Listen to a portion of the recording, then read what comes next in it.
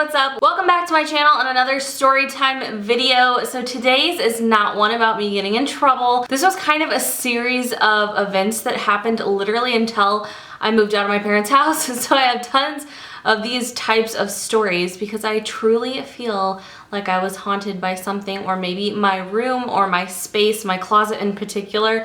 Something was going on there. So anyway, today's story is going to be about my haunted room slash closet at my parents' house. Before I get started, I wanted to remind you guys about the huge giveaway going on my channel right now. I've talked about it several times in other videos, but for those of you just now joining me on this one, or maybe if you're new to my channel and didn't know, I have one going on right now. It's a huge makeup and beauty giveaway, so I'll have links to that in the description box down below. And also I wanted to let you guys know on my vlog channel, I'm going to be doing a Vlogmas this year. So we're going to be vlogging every single day up until Christmas. So I'll have links for that down below as well. I won't keep this intro too long, but I just wanted to tell you guys about those two things. So if you're new to my channel and this is the first video you're seeing from me, hello, welcome. I would love for you guys to subscribe and join the family. And without further ado, we're going to get into my story. So to give you guys some background, I have no idea if I believe or what I believe on this topic. I just know some weird stuff happened, and that's what I'm going to be telling you guys about today. I'm sure there's a lot of people who think there's some like science-y thing behind all of this, and there's some people who also believe in paranormal stuff. So whatever category you fall under, it doesn't really matter. I'm just going to be sharing this story and you can make of it what you will. So I am going to be telling you about one specific event that happened shortly after I visited an abandoned house. So I believe it was either my freshman or sophomore year in high school, and I was in a photography class, and we had a project to go out and photograph some kind of old like wrecked buildings, or you know, something that was just very old and vintage. So there were tons of places I could have gone to downtown and other areas.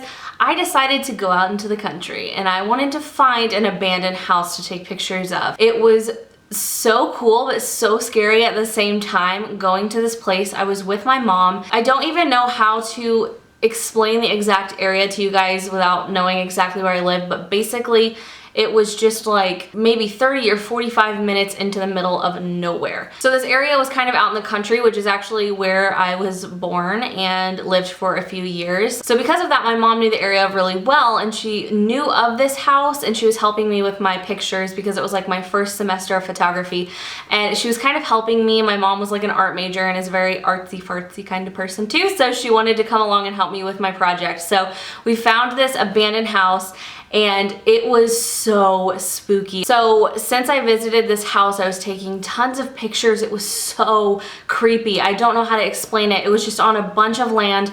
It was a little house. There was a big kind of like farm tower that was like just a tall cylinder, and then there was a little barn just a little bit behind the actual house. So we pull up and we get out, and my mom's like, okay, let's go take some pictures. And I was like, I'm really scared right now. So we went in there, we took some pictures. I was terrified. The pictures turned out amazing, and I got a really good grade on that project. So thanks, Mama. We went into this house and we were just kind of like exploring and looking at the stuff while I was taking pictures.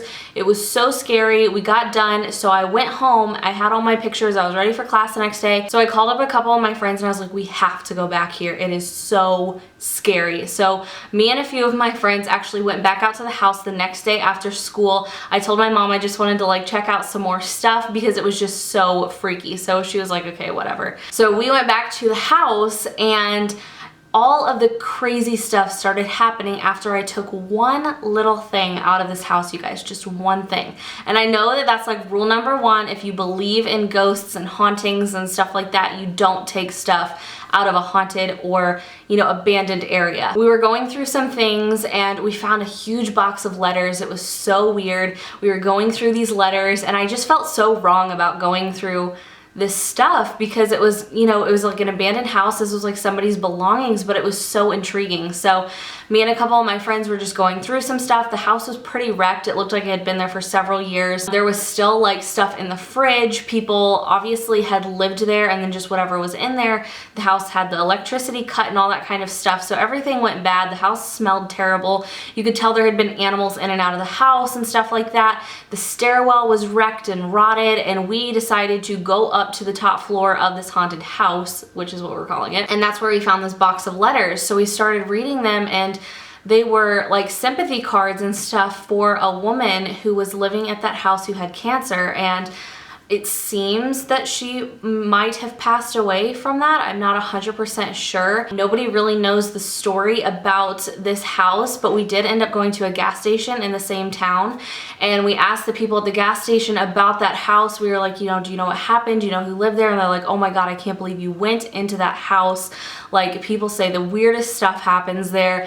And so the guy at the gas station was like legitimately freaked out that we had just been in that house. He was like, you guys have some balls going in there. So we just thought it was so weird. But anyway, we went through some of those letters. We looked at some of the things. There was like just random like Christmas stuff that was out. So anyway, it turns out that the person who had lived in the house we determined was Native American. You guys might not know this, especially based on my appearance, but I am part Native American. So I found that very interesting. And there were tons of little kind of Native American artifacts. There were like arrowheads. There were, you know, different types of headdresses. There were some really cute little like clothespins that were on different pieces of clothing. And so I thought it was really cool because, you know, it was kind of like a cultural thing. So I wanted to take something as kind of a souvenir, I guess.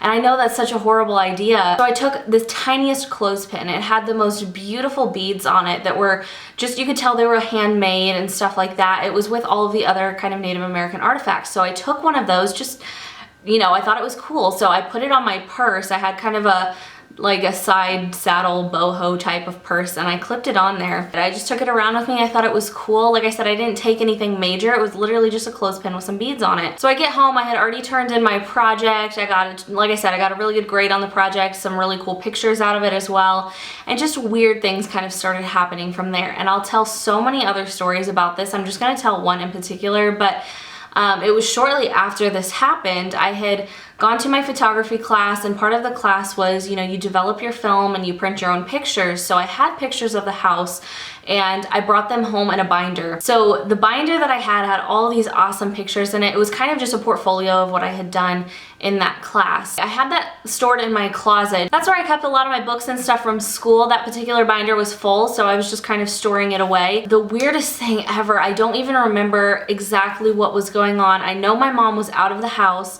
My dad was home and my brother was asleep. It was relatively late at night. I was working on some other homework. I heard something in my closet fall, and I was like really freaked out. You guys know when kind of events leading up to certain things just kind of get you a little bit more on edge. I knew I had been to the house. We were all telling ghost stories and all that kind of stuff. And so I just really kind of had all of that in my mind. So I'm working on this on my bed. If you guys have been with my channel from the very beginning, it's the pink room that I'm talking about.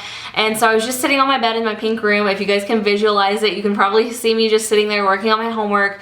So I heard something fall in my closet. I didn't want to go in there, so I just kind of left it alone. To kind of set the tone, I also had the attic entrance in my closet, and you guys, anytime I get really scared or freaked out, my eyes water, so I'm sorry if my eyes start watering like uncontrollably. It just still really freaks me out to this day. My closet door was closed, and I heard something else in there, and it sounded like the top of the attic opening. So I went into my closet, and the binder was on the floor, open to the page of the house that I had gone to.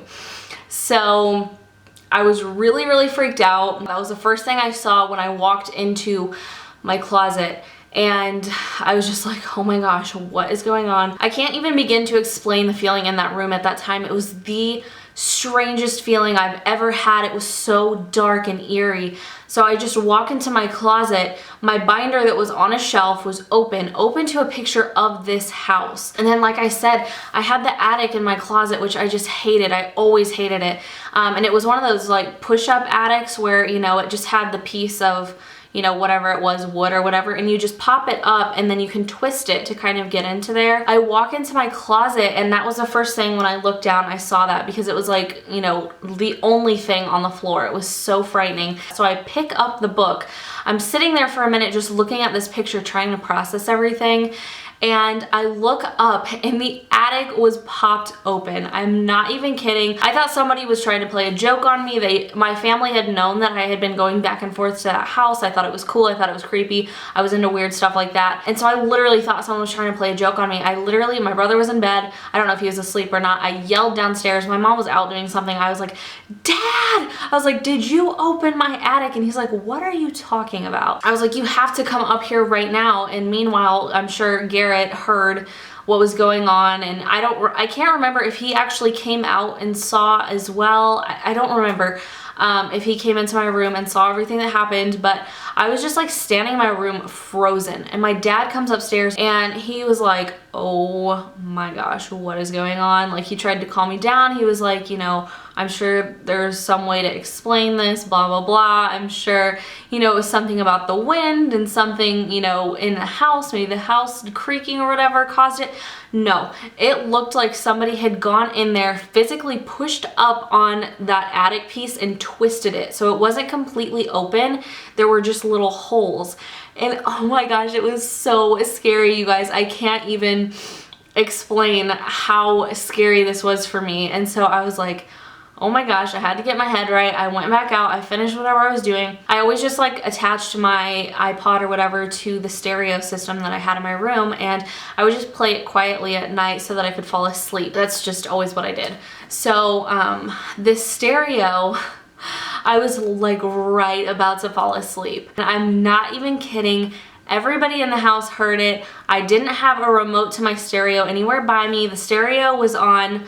If you guys remember the room, you'll know what I'm talking about. If not, I'm gonna try and like explain it the best way possible. So my bed was on one side of the room, and then on the opposite side of the room was like a little white bookshelf, and on top of my white bookshelf, I had the stereo system. So there was the centerpiece, the main like, you know, control whatever thing, and then there were two speakers on the side. I had the remote sitting like right next to it, and I was like right about to fall asleep, and the volume, I watched the dial spin. The volume maxed out. So loud, woke everybody up.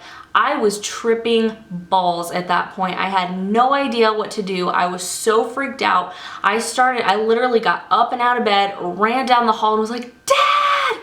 And he came in and he was so freaked out. He was like, I'm sure you were just laying on the remote or something. I was like, look where the remote is. It was right by the stereo system, and I couldn't stay in that room anymore. I literally went in and slept on my parents' floor the rest of the night. I didn't want anything to do with that room. I was so freaked out. The next morning came and I went into my room. Obviously I had to get ready and stuff. I had all my, you know, clothes and makeup or whatever in there.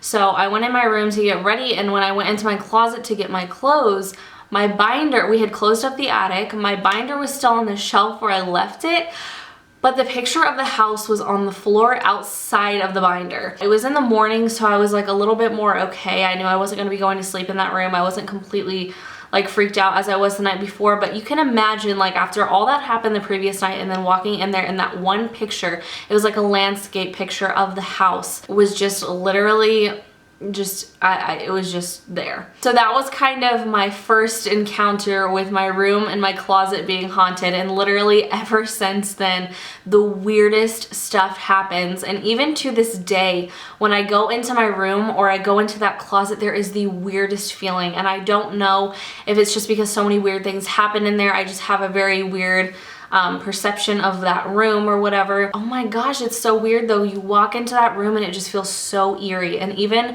my brother has said that, his boyfriend has said that, Brock has said that, everyone who has gone into that room has said that. And they say there's just this weird kind of overwhelming feeling when you go into that room. So I don't know how to explain it. I will continue to elaborate on the other events that happened, but that was it for the first encounter with the haunting of my bedroom. I would love to hear if you guys have any experiences similar to this, or any kind of haunted house slash paranormal experiences yourself. If you do have a story or something quick, leave it in the comments down below. I love reading your little mini stories in the comments on my Storytime videos. It's so cool kind of hearing everybody's stories and just, you know, listening and commenting and just, you know, kind of talking back and forth with you guys about that stuff. So if you have anything, leave it down below. But like I said, that is it for this Storytime video. I hope you guys enjoyed this. If you like my Storytime videos, make sure to give them a thumbs up and subscribe so you don't miss out on any of my future ones. And that is it. I will see you guys in my next video. Hopefully you're not scared tonight. Love you guys. Bye. LD, aka the independent variable. Trap God, I was serving out the hallway.